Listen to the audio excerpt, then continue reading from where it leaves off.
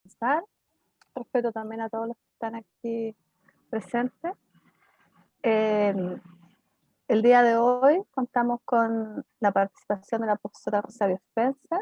Ya voy a dar unos aspectos más formales. Nosotros, este tipo de charlas de la SED es el primer año que hacemos las actividades virtuales. Somos una asociación dedicada a la divulgación del estrés traumático. ¿Sí? Es una asociación sin fines de lucro. Y esta es nuestra cuarta charla de este ciclo y vamos a terminar todavía con una quinta en 2 semanas más. También van a quedar cordialmente invitados. Va a estar dedicado a terapia narrativa. ¿Okay? Para poder hacer el trabajo más fluido, vamos a pedirles entonces que mantengan sus micrófonos en silencio. ¿Sí? Y que las preguntas que tengan las podamos discutir al final de la presentación de Rosario y las puedan poner por chat para que las podamos entonces ahí tener ese espacio para después traspasárselos y comentar con Rosario las inquietudes que ustedes tengan. ¿Ok?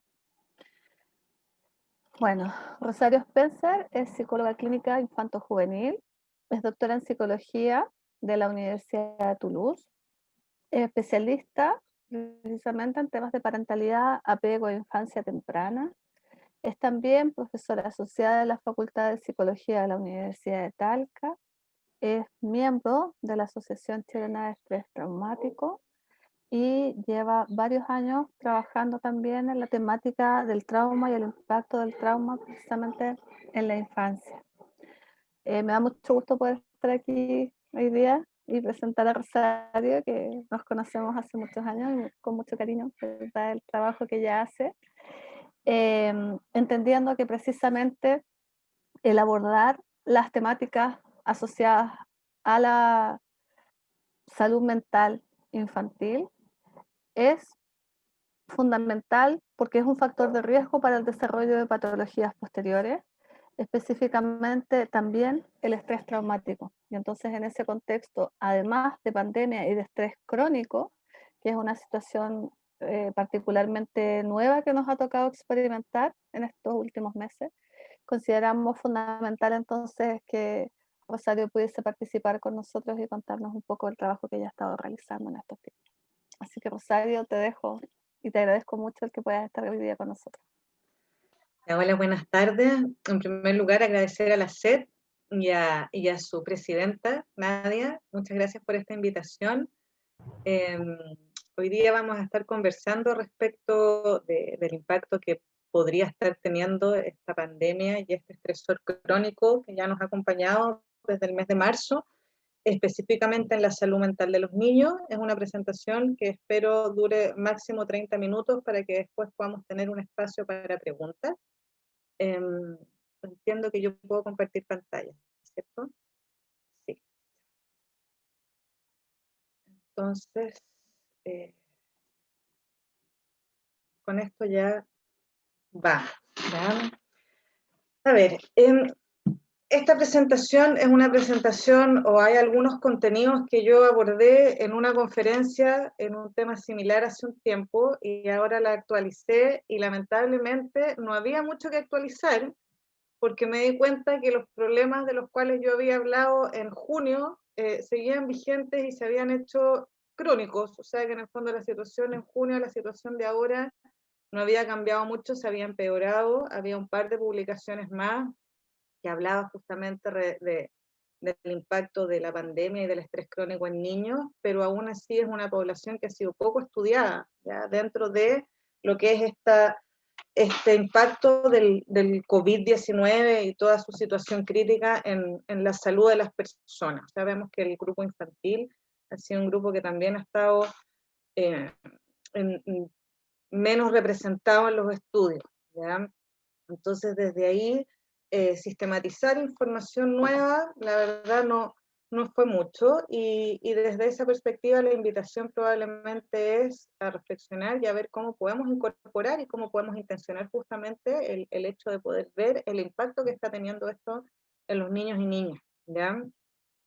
Desde ahí entonces hoy día los contenidos, en primer lugar hablar un poco respecto de lo que es el estrés, qué entendemos por estrés, cuál es el efecto en la salud mental de los niños y niñas. Cuando hablo de niños, me refiero a niños y niñas. Traté de usar un lenguaje inclusivo en todas las diapositivas, pero si por ahí se me coló alguna en que solo diga niños, no es solo para los hombres, sino que también es genérico.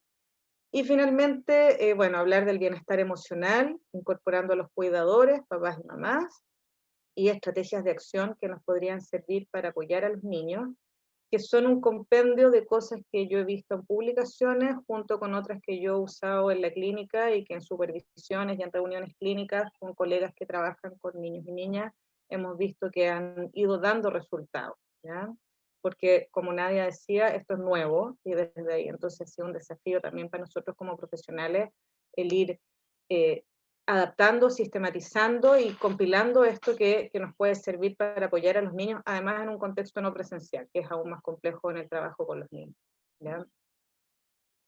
Aquí, bueno, la cuarentena, ¿cierto? Cuarentena en Chile hay algunas, nosotros en Talca estamos en fase 2 todavía, ya en Santiago ya están en fase 3, en otras partes están todavía en fase 1, algunos están en cuarentena absoluta, otros fines de semana, y esto ha tenido, ¿cierto? Probablemente algunas de estas imágenes nos identifican, ya estar encerrados en la casa, estar con el computador y con el niño al lado, peleas entre hermanos, peleas entre adultos, eh, niños ofuscados, niños tristes, niños desmotivados, y que a lo mejor puede ser que ya nos hayamos incluso habituado a esto, que a lo mejor nos haya llamado más la atención al principio y que ahora ya sea parte del cotidiano, lo que nos deja de ser un problema, ¿sí? ¿Y por qué? Porque estamos frente a una situación que nos hace sentir en riesgo, ¿cierto? Y como todas las situaciones que nos hacen sentir en riesgo o nerviosos o asustados, genera una respuesta en nuestro organismo, una respuesta de tensión física y o emocional que se denomina estrés. O sea, nosotros estamos reaccionando frente a un enorme desafío que es este coronavirus o coronavida, como dice uno de mis hijos, que nos ha desestabilizado, nos ha desorganizado y nos ha activado también, y que nos ha tenido tensos a ratos, ¿sí?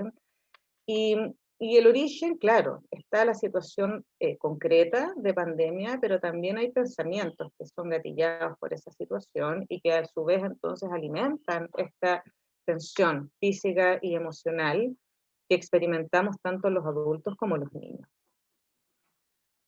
Esta es la tradicional descripción de la curva del estrés, porque hay veces, ¿cierto?, que uno escucha decir cosas como, bueno, pero yo rindo mejor cuando estoy estresado, o soy de esas personas que funciona bien bajo el estrés.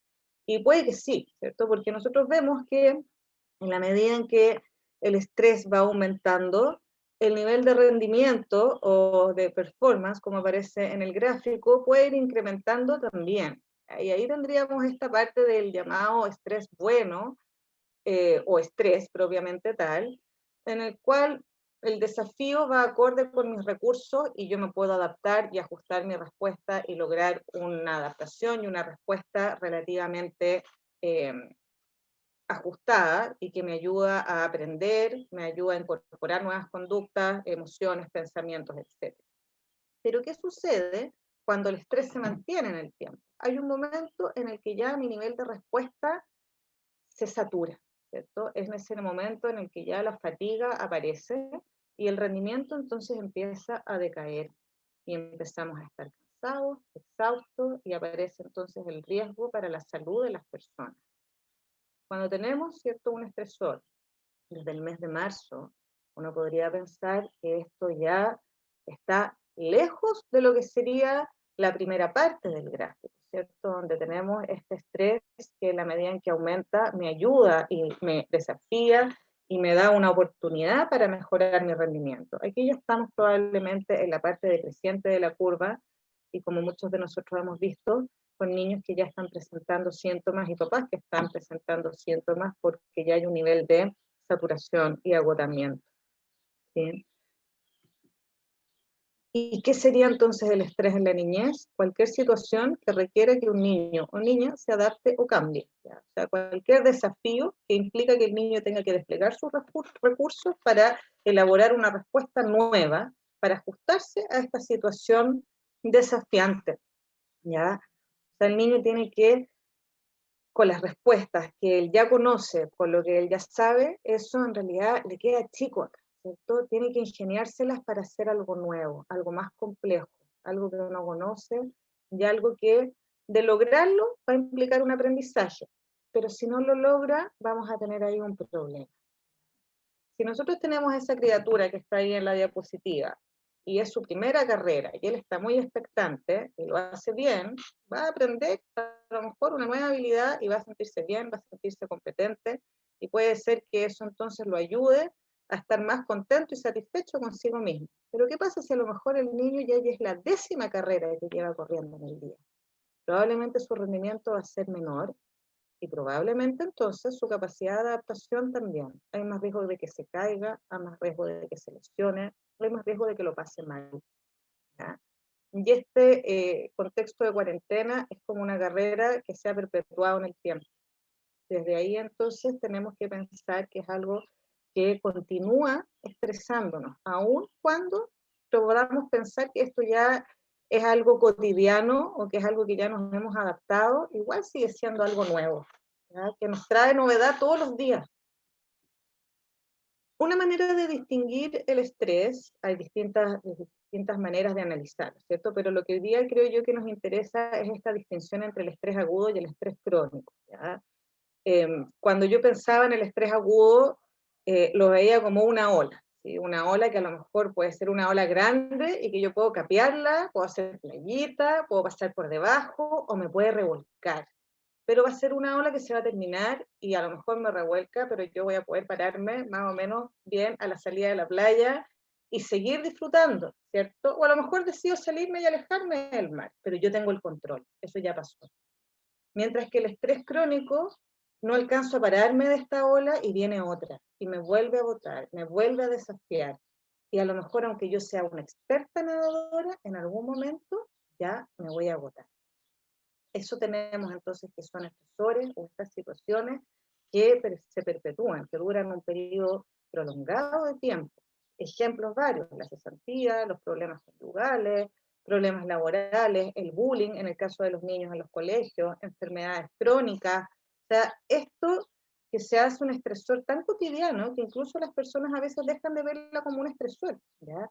Y que implican un mayor riesgo para la salud de las personas.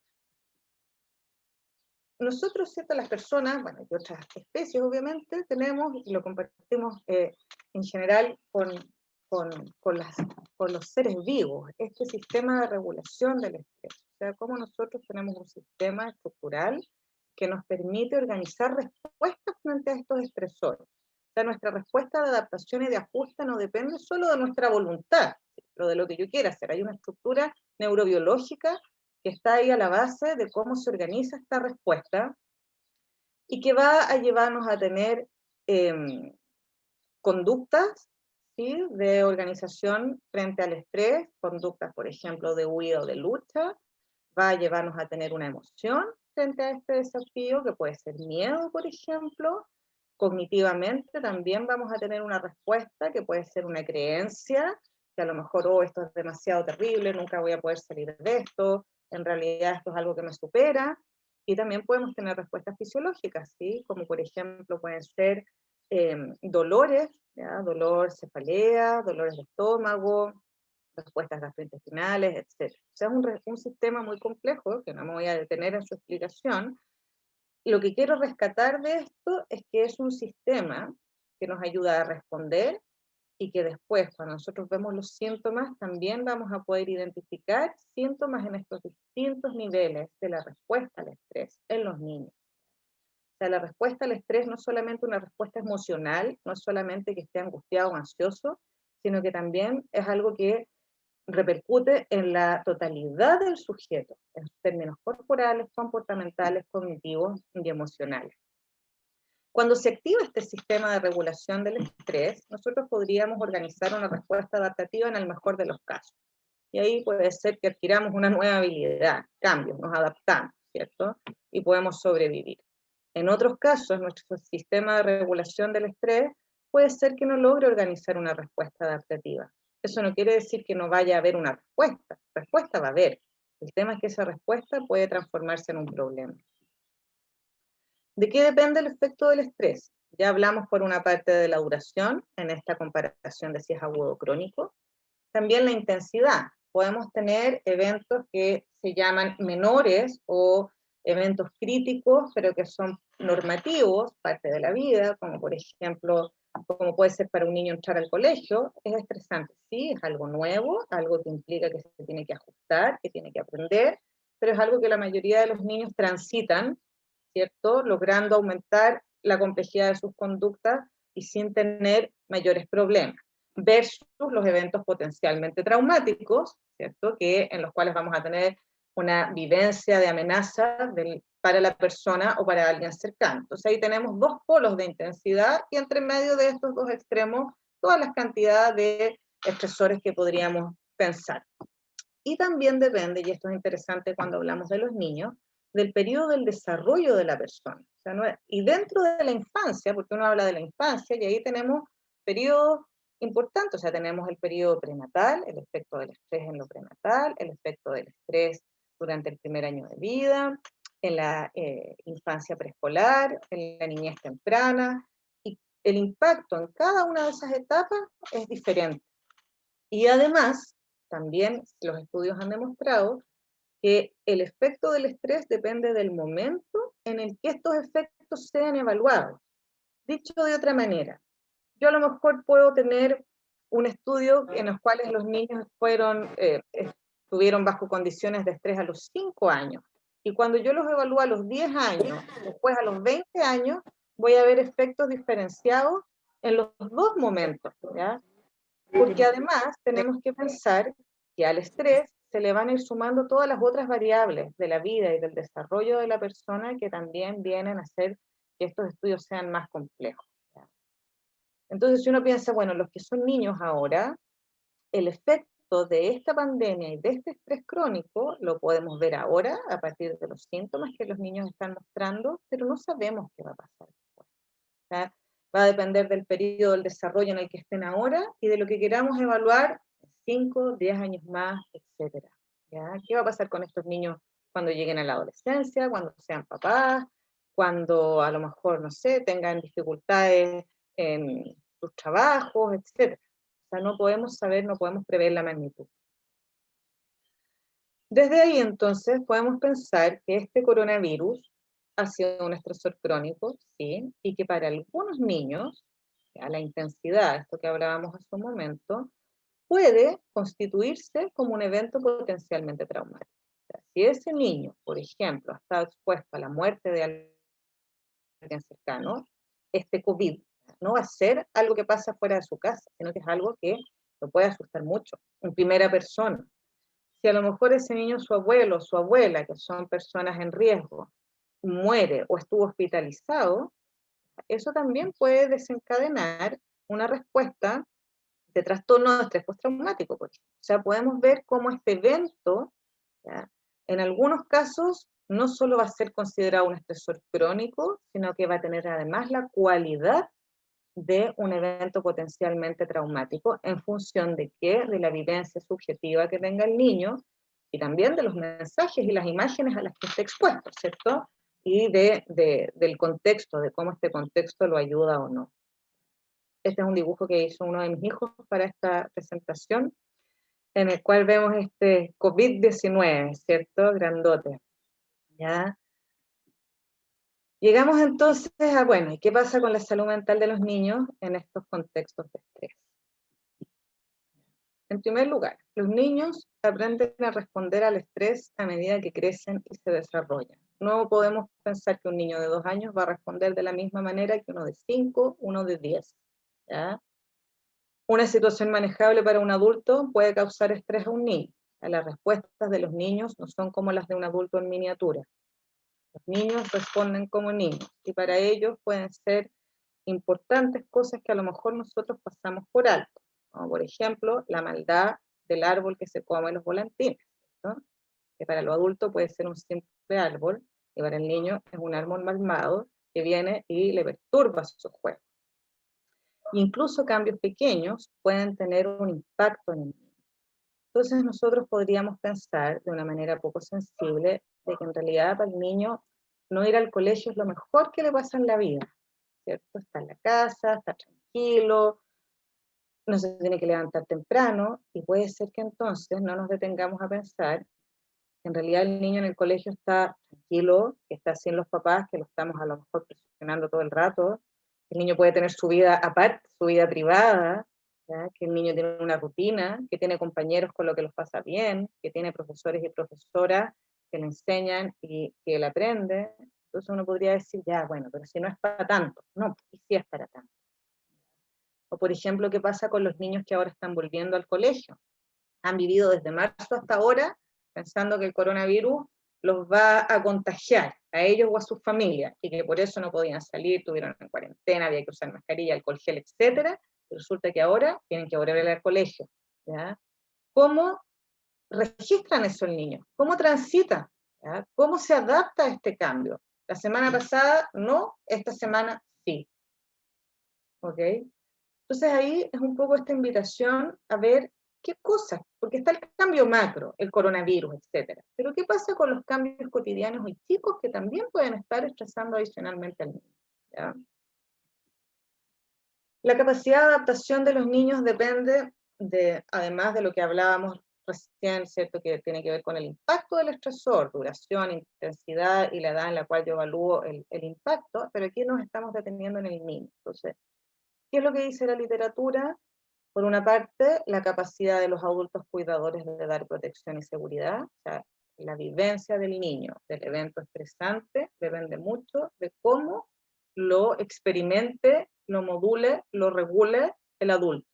Si el niño se siente seguro por su adulto cuidador, probablemente el impacto del estrés va a ser menor, su capacidad de adaptación va a ser mayor. Cómo el adulto cuidador favorece la regulación emocional del niño o la desregulación, la salud mental parental, y ese es un tema que puede dar para mucho, ¿cierto? O sea, porque los adultos estamos sometidos al mismo estrés que los niños, o a distintos estresores que los niños, que también están afectando nuestra salud mental, la calidad de la relación del niño con el cuidador, y la capacidad de los papás de responder a sus hijos de manera sensible, o sea, identificando las necesidades de los niños y respondiendo a ellas de una manera oportuna y eficiente. Todo esto uno dice, chuta, es como, en realidad, ¿qué gran responsabilidad tienen los papás para este tema? Sí, es cierto, tienen una gran responsabilidad, ¿cierto? O sea, y estos son datos, o sea, esto no es que uno quiera decir, no, pero si no es para tanto, no, esto es así. Entonces, no podemos pensar en salud mental infantil sin pensar en trabajar con los papás y con los cuidadores.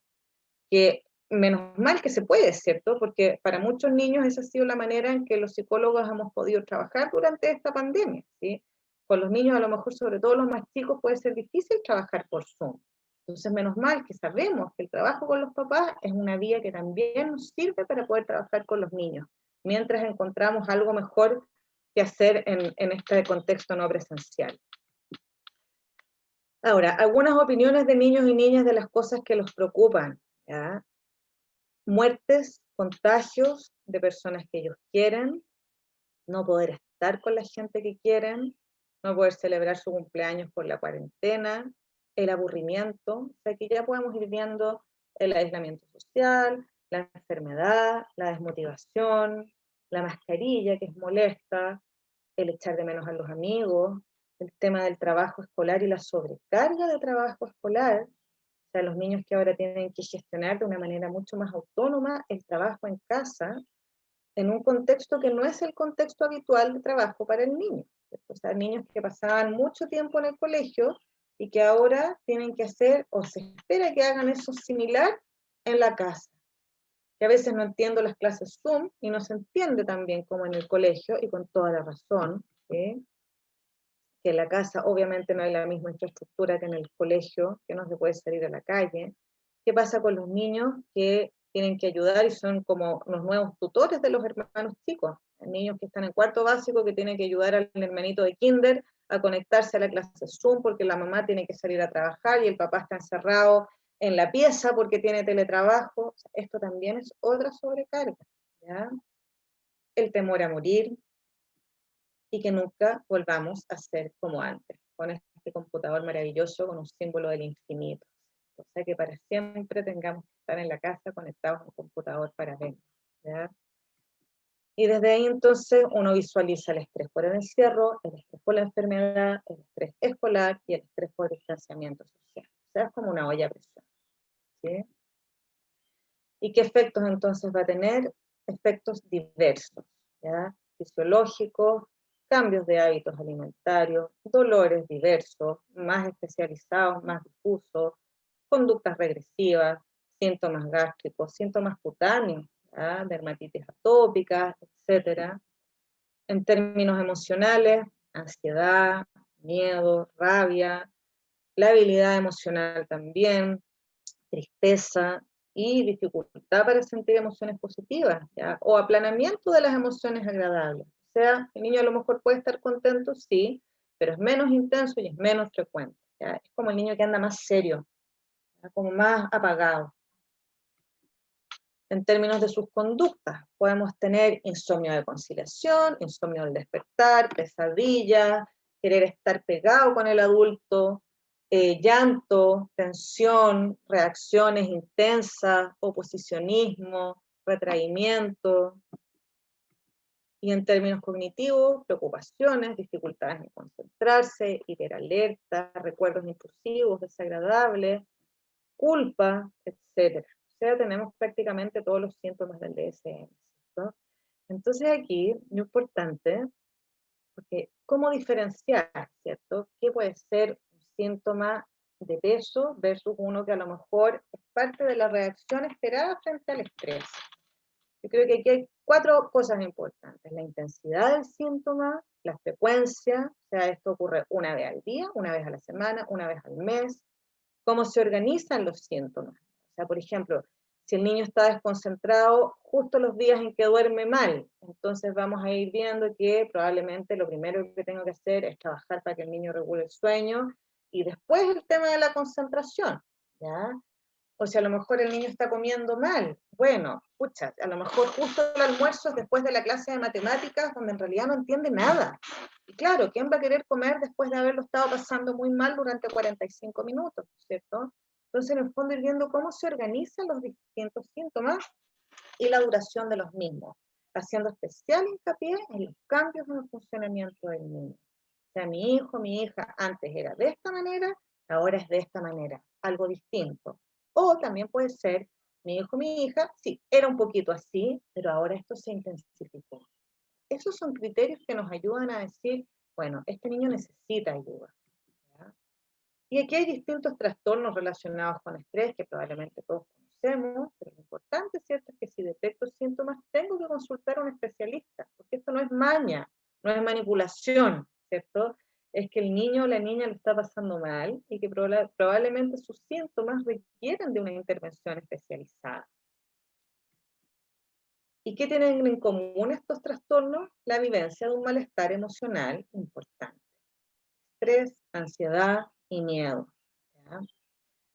Aquí tenemos una imagen, ¿cierto?, de la película Intensamente, que nos serviría para conversar acá, pero yo elegí esto solamente porque me permite dar paso al siguiente tema, ¿ya?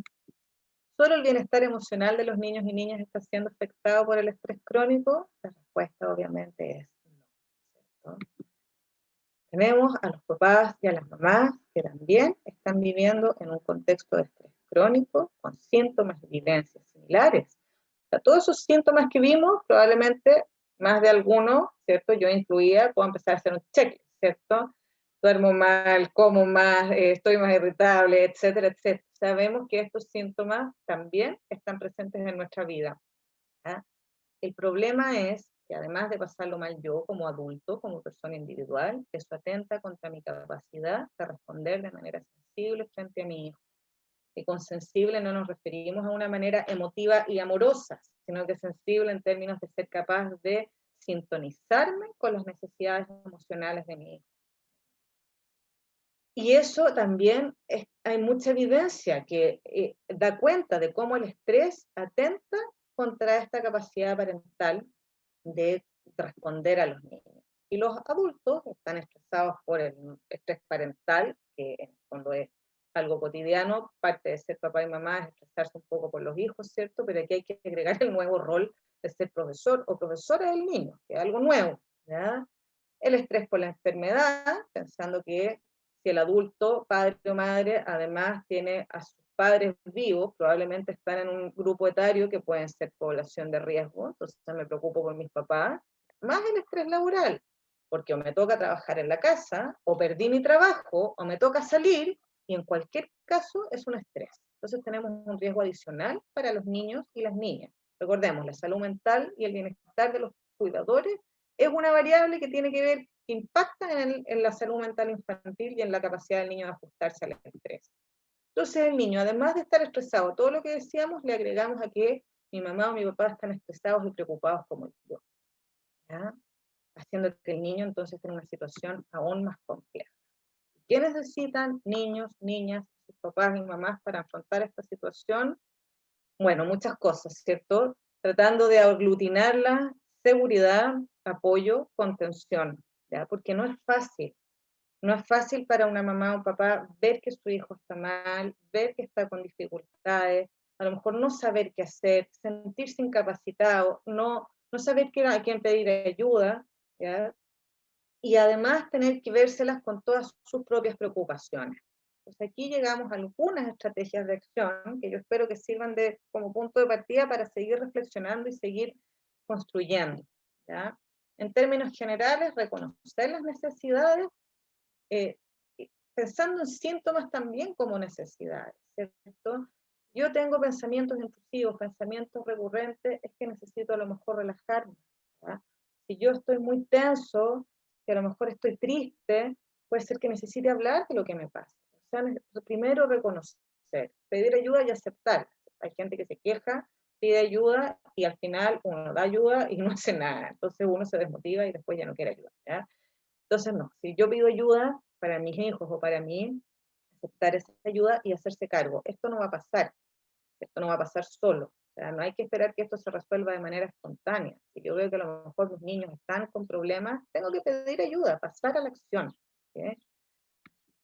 Y en términos entonces emocionales, identificar las emociones, tratar de nombrar las emociones, tanto para mí como para mis hijos.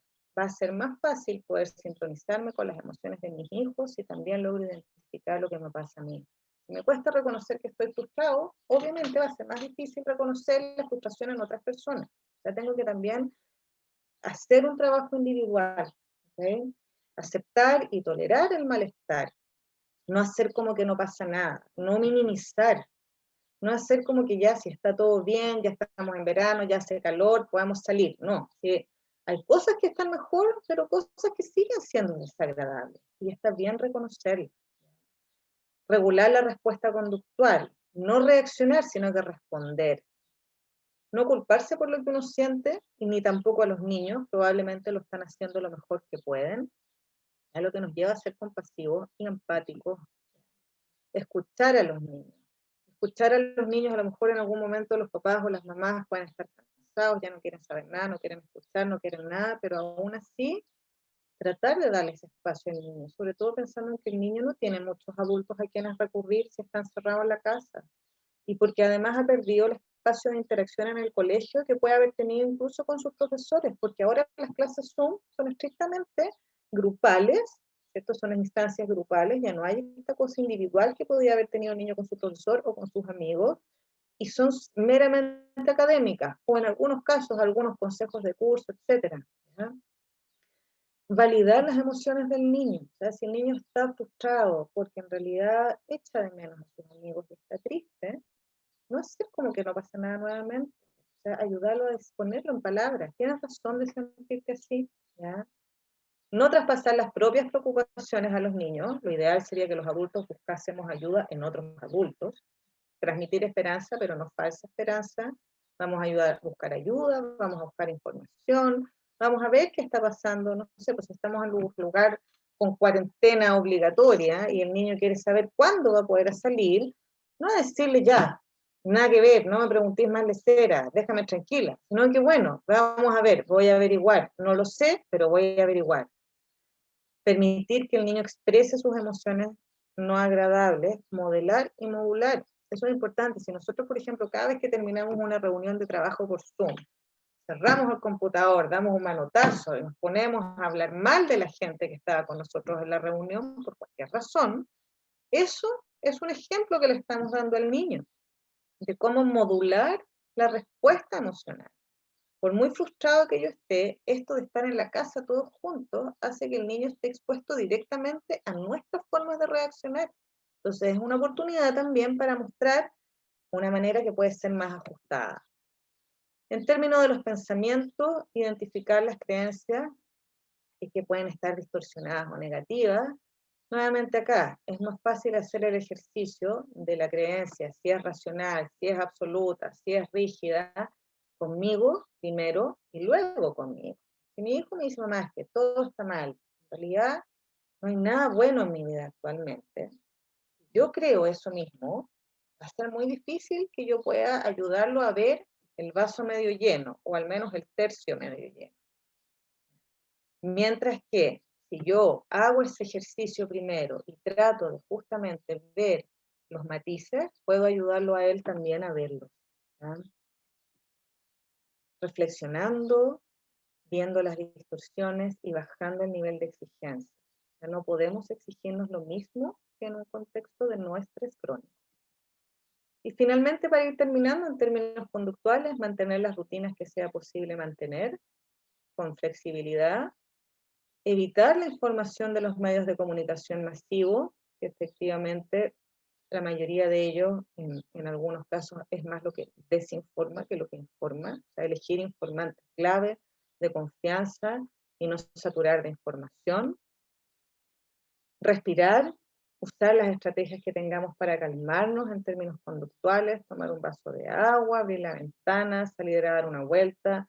Probablemente nunca nos vamos a arrepentir de salir, abrir la ventana, mirar para afuera, no contestar, tomarnos un tiempo, pero sí nos vamos a arrepentir de gritarle a los niños, de contestarles mal, de hacer cosas agresivas, impulsivas, violentas, ¿ya? Que pueden estar más en el polo de la reacción que de la respuesta. Es importante que prioricemos, pensando que no podemos hacer todo al mismo tiempo y que eso también es algo bueno para los niños de aprender. Y también tener momentos agradables dentro de todo. ¿Ya? Tratar de tener espacios o momentos agradables. ¿Ya? Mantener contacto con las personas que son importantes para nosotros. O sea, que este aislamiento físico no implique un aislamiento social. O sea, que el niño igual siga en contacto con la familia, con los abuelos, ojalá con los amigos. Recuperar el teléfono sin video. ¿Ya? Recuperar el llamar por teléfono simplemente. ¿Sí? El escribir cartas. ¿Ya? El mandar mensajes que a lo mejor no impliquen la mediatización de una pantalla, que ya también ha sido algo que ha tenido muy saturado a los niños, y que es el último punto, ¿cierto? Limitar el uso de las pantallas, ya que es suficiente con el colegio. O sea, si un niño tiene 3 clases de Zoom diarias, y las clases duran 45 minutos, es un niño que está casi 2 horas pegado al computador. A eso se le suma, si es que ve monos en algún momento, si es que juega otro momento. O sea, tenemos niños que pueden estar efectivamente mucho tiempo frente a una pantalla. Consultar a un médico o a un profesional por los síntomas de los niños, no son inventados, ¿ya? Y mantener hábitos de vida saludables, reforzando lo positivo, reconociendo lo positivo, explicando para que el niño se asuste lo menos posible y logre comprender. Recordemos que cuando comprendemos lo que nos rodea, tenemos más herramientas para poder actuar sobre lo que nos rodea. Y finalmente acogerlo en sus emociones, en sus conductas y en sus pensamientos. Muchas gracias. Rosario, nada, muchas gracias por tu presentación, como pasando por toda la temática para poder comprender bien cómo es que llegamos allí. De hecho, Bárbara nos pregunta por el chat, ¿verdad? Si tienes algunas recomendaciones para acercar a lo mejor esta temática a los cuidadores que a lo mejor no están tan familiarizados con conceptos teóricos, ¿sí? De manera que puedan dimensionar las consecuencias que tiene el estrés y el estrés crónico en particular en el desarrollo de los niños, niñas y adolescentes. Mira, eso es muy importante esa pregunta porque es parte, ¿cierto?, de lo que nosotros tenemos que aprender a hacer, que es no hablar en lenguaje técnico cuando hablamos con nuestros pacientes, ¿cierto? O sea, de cómo hablar en lenguaje normal. ¿Cómo le explicamos a un papá o a una mamá que su hijo está estresado cuando a lo mejor esa persona no cree que los niños se estresen, por ejemplo? Yo creo que ahí hay distintas cosas que ayudan. Una cosa que yo creo que a mí me ha ayudado es conectar de repente a esos papás con sus propias experiencias de estrés infantil. Experiencias que pueden tener que ver con dificultades en el colegio, con situaciones que a lo mejor eran un poquito difíciles de manejar, con qué pasaba cuando ese papá o esa mamá, por ejemplo, se sacaba una mala nota y tenían que llevarla a la casa, o cómo gestionaba, por ejemplo, cuando tenía que hablar delante de sus compañeros en el colegio. Son situaciones que uno puede saber que son situaciones medianamente estresantes para los niños, y desde ahí preguntarle al papá o a la mamá qué pasaría si eso fuese algo que ocurriese todos los días. ¿Qué pasaría si esto que a lo mejor el papá o la mamá identifica como una situación que en su historia fue estresante, qué pasaría si eso hubiese sido todos los días, ya durante un periodo de un año escolar? ¿Sí? A veces esas cosas ayudan a partir de la identificación del propio malestar experimentado en algún momento, en alguna etapa del ciclo vital, a ser un poco más empáticos con lo que están sintiendo los niños ahora. Puede ser que eso no funcione, y también otra cosa que puede ayudar es cómo yo psicoeduco a los papás. O sea, cómo yo les explico, a lo mejor, de esto en el fondo de la atención, ¿cierto? De que los cambios implican un estrés, que algunos cambios nos ayudan a desarrollar nuevas habilidades, pero que otros cambios a veces nos quedan grandes, quedan como ponchos, ¿cierto? Y que frente a eso, aunque nosotros hagamos lo mejor que podamos, igual necesitamos de ayuda de otros, ¿ya? Y desde ahí entonces potenciar a ese adulto cuidador como la persona que puede responder al niño, ¿cierto? Y ayudarlo a estar mejor.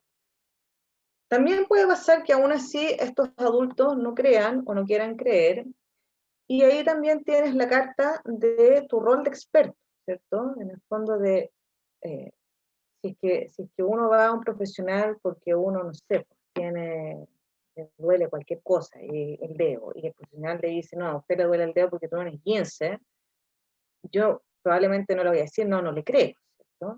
Entonces, es un poco de cómo tú transmites y de qué manera tú transmites y el vínculo que tienes con ese papá o con esa mamá para que en el fondo tu opinión, tu juicio, tu diagnóstico, ¿cierto?, esté validado desde tu experticia profesional. Entonces, hay distintas cosas, yo creo que probablemente se van entrelazando, ¿ya? También puede ser que uno le ayude a los papás a identificar los momentos en que su hijo está tranquilo, ¿ya? ¿Cómo es la Rosario cuando la Rosario está tranquila? No, la Rosario cuando está tranquila es amable, juega sola, hace sus tareas tranquila, no molesta para nada, ciertas frases que uno escucha de los papás, no molesta para nada, eh, puedo incluso sentarme a leer y no hay ninguna interrupción, etcétera. ¿Y cómo es la Rosario cuando está preocupada por algo? No, la Rosario cuando está preocupada por algo no se queda dormida, es súper demandante, quiere que uno le preste la atención todo el rato, pelea con sus hermanos, ya. Entonces imaginémonos que la Rosario, todo lo que le está pasando ahora, podría tener que ver con que a lo mejor haya algo que lo esté preocupando, ya. Entonces ahí tú vas un poco como tirando estas millitas, como Hansel y Gretel, para ayudar a los papás a ir construyendo y ir comprendiendo lo que les pasa a sus hijos, ¿sí? Esas son como las cosas que se me ocurren un poco respecto a tu pregunta. Rosario, Gracias. acá también. Una Bárbara, acá también tenemos otra consulta de Nicole que dice que trabaja en un colegio con la primera infancia, y entonces está en la etapa ahora de preguntarse, ¿y ahora qué viene? ¿Cómo avanzamos? ¿Cómo se enfrenta el próximo año escolar, considerando que la educación emocional es importante, es primordial, pero la salud mental de los niños, niñas y niñas de alguna forma se ha visto alterada, y que nuestro rol además es hacernos cargo de eso.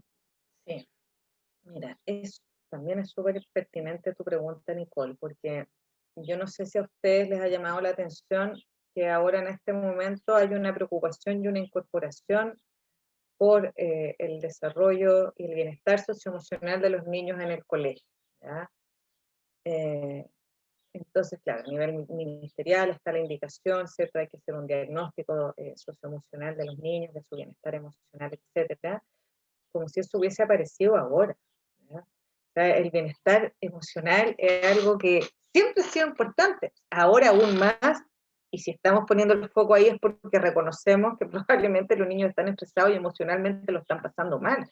Pero esto es algo que probablemente nosotros, los psicólogos, los psiquiatras, los profesionales de la salud infantil, hemos reconocido hace mucho tiempo, ¿sí? Y que ahora entonces está como cobrando o se está hablando más en los contextos escolares. Y el tema, ¿cierto? Yo creo que uno de los temas es justamente esto de incorporarlo en un contexto de estrés, en vez de haber sido algo que se hubiese trabajado desde siempre. Entonces llega ahora y es como, y además me tengo que preocupar del bienestar emocional de mis alumnos, sin que necesariamente tenga las estrategias ni las herramientas, y además considerando que mi propio bienestar emocional, como educadora, como inspectora, como coordinador, como director de colegio, lo que sea, también está siendo afectado, ¿ya? Entonces yo creo que ahí, nuevamente, las estrategias de las que hablábamos hace un rato también sirven, ¿cierto? O sea, eh, a lo mejor identificar a los niños que están teniendo más problemas, tratar de dar espacios individuales para esos niños y esos papás. Yo evitaría exponer en términos grupales, esta es una opinión personal, ¿cierto? Hacer estas cosas como grupales de niños para que hablen de lo que les pasa o de cómo se han sentido o cómo están emocionalmente, porque no sabemos cuáles son las herramientas que puede tener un profesor o una profesora para manejar esos contenidos, ¿cierto? O qué hacer, yo no sé si están capacitados en intervención en crisis, ¿cierto? En primeros auxilios psicológicos, en qué pasa si un niño se desborda emocionalmente, o si aparece un contenido que no se sabe muy bien cómo manejar. Entonces yo creo que, por así decirlo, es como monitorear, identificar, probablemente derivar a las personas que estén con mayores problemas y empezar a pensar en trabajar en estas áreas como parte del currículum escolar de aquí en adelante, ¿cierto? A la par de los aspectos cognitivos y de aprendizaje.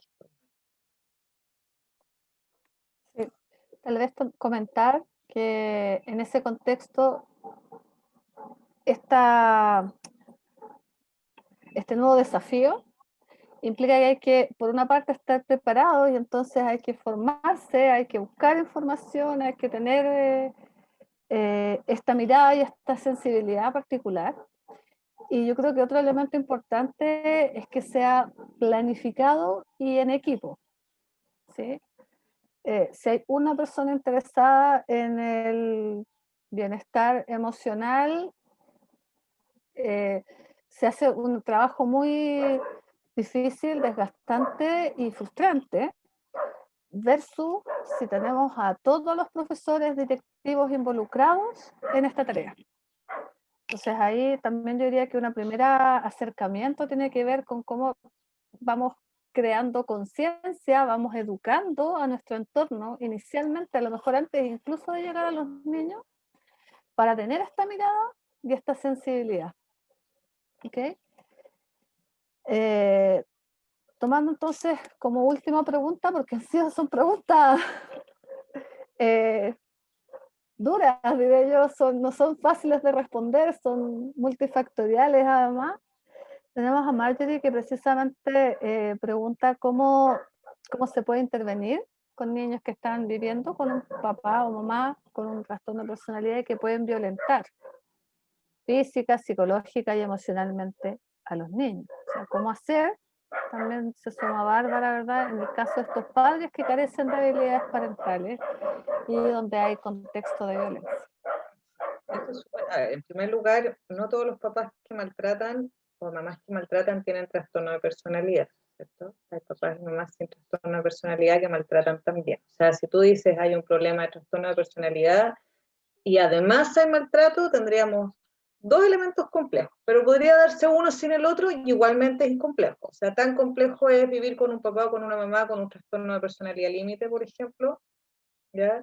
Como vivir con un papá o una mamá que me maltrata, ¿ya? O sea, los estudios muestran, yo no estoy hablando del sufrimiento y del malestar del niño, yo primero mi respuesta es, los estudios muestran que ambos elementos tienen un impacto en el desarrollo y la salud mental del niño, a corto, mediano y largo plazo. En términos del maltrato, el maltrato es un problema judicial legal y además es un problema de salud, ¿cierto? No solamente de salud mental, sino que de salud en términos generales.